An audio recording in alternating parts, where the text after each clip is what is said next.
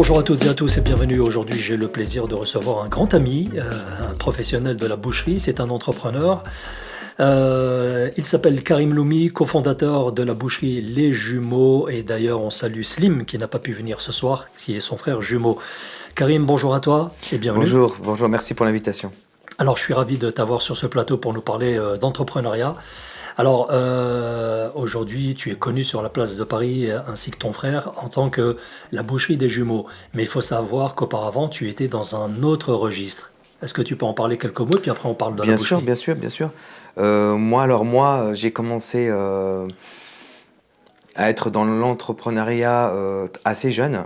À l'âge de 14 ans, j'ai décidé d'être mon propre patron. Du coup, pour ça, j'ai commencé à travailler. Je travaille à McDo. J'ai travaillé avec mon père dans le bâtiment. Qu'est-ce que j'ai fait d'autre encore? J'ai fait J'ai fait aussi dans le bâtiment, j'ai fait de l'électricité, j'ai fait de la plomberie. Ensuite, j'étais assez passionné de mécanique. Du coup, j'ai fait des études en mécanique. J'ai fait un BEP mécanique et un bac pro. Mais j'étais en parallèle et j'étais aussi prof de karaté. Du coup, avec mon frère jumeau, on s'occupait d'élèves, d'enfants dans notre salle de karaté. Mhm. Et ça, c'est très très bien. On avait notre maître de karaté qui nous faisait confiance. Et puis, on avait déjà une petite première expérience assez jeune de l'entrepreneuriat. Et assez vite, en fait, on voulait être à notre compte.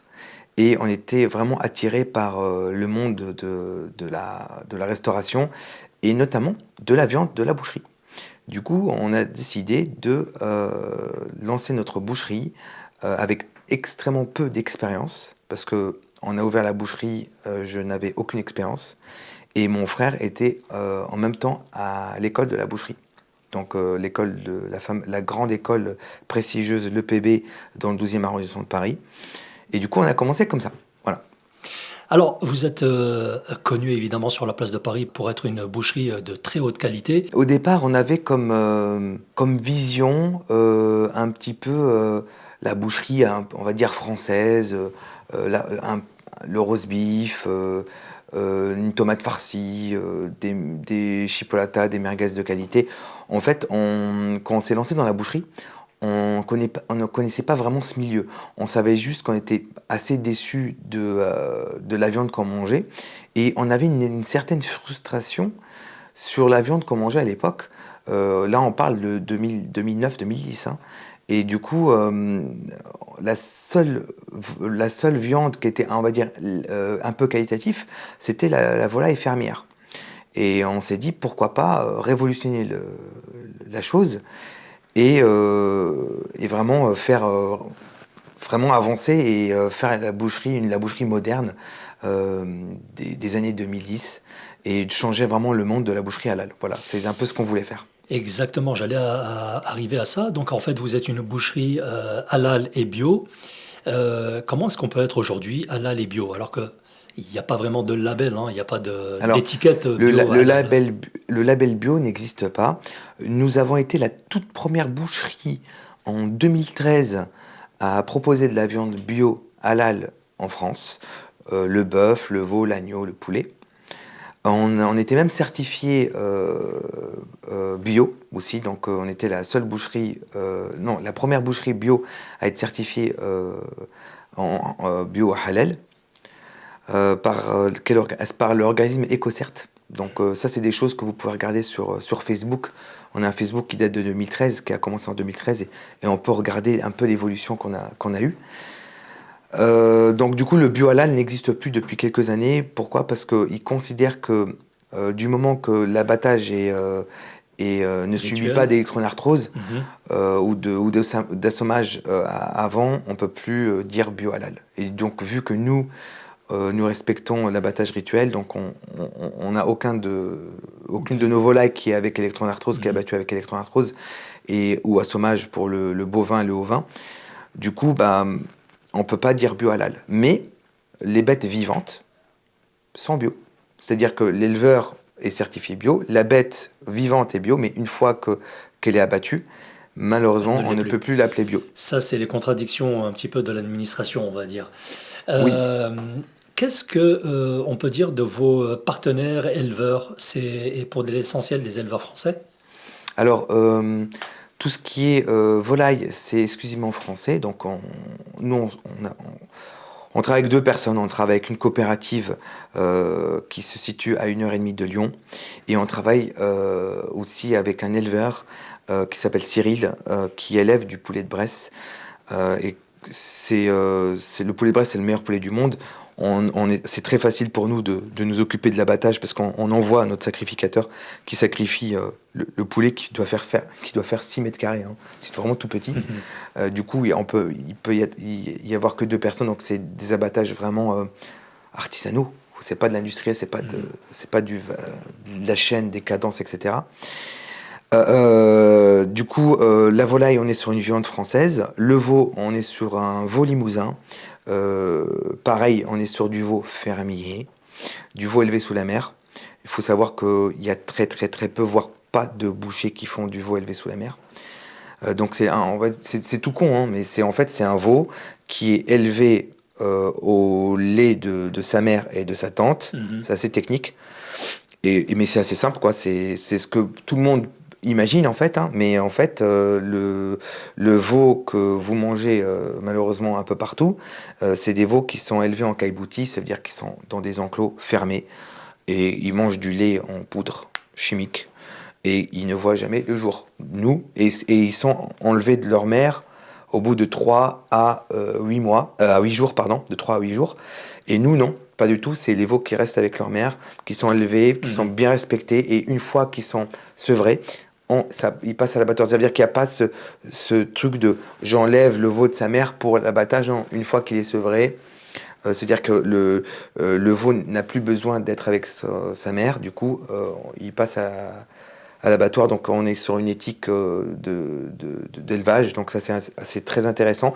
Malheureusement, là, ça paraît très logique pour vous, mais le prix est considérable, ça n'a rien à voir en fait. On ne peut pas comparer un veau industriel au veau qu'on fait, donc forcément, on va être beaucoup plus cher qu'une boucherie normale. Ensuite, on a tout ce qui est bovin, on a deux types de bovins. On a un éleveur qui s'appelle Aurélien Legendre, avec qui on travaille depuis de nombreuses années, qui nous fait pas mal de races, qui nous fait de la limousine élevée au jus de pomme, qui nous fait aussi un croisement soit pur en Retinta, qu'on a ramené d'Espagne, ou alors des croisements limousin Wagyu. On fait ça avec Aurélien Legendre et avec Sébastien Chérel, notre éleveur historique, avec qui on travaille depuis 2013, je crois. Lui, il fait du Wagyu.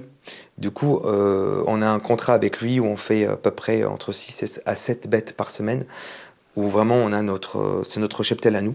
Et du coup, on a du Wagyu pur et on a aussi du Takumi. C'est un croisement entre du Wagyu et une autre race française comme de l'Aubrac, de la Limousine, de la Charolaise. C'est super, super intéressant. Et même, on a aussi des races un petit peu rares qui se font plus. Et on a le bœuf espagnol. Du coup, nous, on fait du bœuf de Galice et on fait aussi de la Retinta. La Retinta, c'est une race qui est juste incroyable.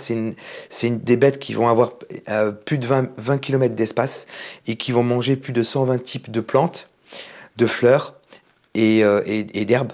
En fait, du coup, Pour avoir une variété alimentaire. Ils vont manger de la bellota, il y a les feuilles de chêne, on a du romarin, on a de la menthe sauvage, enfin, il y a plus de 120 types. C'est impressionnant. Pour moi, c'est le meilleur bovin qu'on peut avoir en Europe. Ensuite, on a l'agneau, on fait plusieurs types d'agneaux. On a l'agneau label rouge, on a l'agneau bleu blanc cœur et on a aussi l'agneau présalé du Mont-Saint-Michel avec qui on travaille avec une coopérative. Et ça se passe très très bien. En gros, voilà un petit peu les viandes qu'on fait. Donc en fait, si vous voulez, toutes les viandes sont françaises à l'exception du bœuf d'exception qu'on fait qui est espagnol, où on maîtrise vraiment tout de A à Z. Ça veut dire qu'on maîtrise l'élevage parce qu'on travaille avec des éleveurs. On maîtrise l'abattage et le transport. Voilà. Tu parlais du bio à l'instant. Oui. Est-ce qu'on peut parler un petit peu du halal? Oui. Quelle est votre position là-dessus et comment ça se passe? Alors, pour nous, c'est très très très facile de gérer le halal. Pourquoi? Parce qu'en fait, on est une boucherie haut de gamme. On ne fait pas de l'abattage industriel. On travaille souvent avec des abattoirs qui sont par exemple certifiés AVS, qui est un organisme qui est très reconnu, qui fait du bon travail. On a aussi nos sacrificateurs, c'est important, parce qu'on a des organismes qui sont très connus, qui ne peuvent pas aller partout, comme le poulet de Bresse par exemple. On fait à peu près 25-30 poulets de Bresse par semaine. Si on ne trouve pas un sacrificateur petit, qui accepte de se déplacer pour si peu, on ne pourra pas travailler avec des grands organismes. Ouais, Après, voilà, donc du coup, franchement, c'est assez facile pour nous. En plus, nous, on respecte le cahier des charges où l'animal, la volaille, est abattu sans électronarthrose. On travaille avec un abattoir qui respecte ça, qui a une dérogation départementale. Préfectorale pour l'abattage rituel sans électronarthrose. Donc ça, c'est un des abattoirs les plus rares. C'est important pour nous. Et puis sur le abattage halal en Espagne, ce qui est trop intéressant, c'est que l'abattoir fait uniquement du halal. Il n'y a pas de non halal, c'est que du halal. Et en France, on a nos sacrificateurs qui gèrent ça, qui le gèrent très très bien d'ailleurs.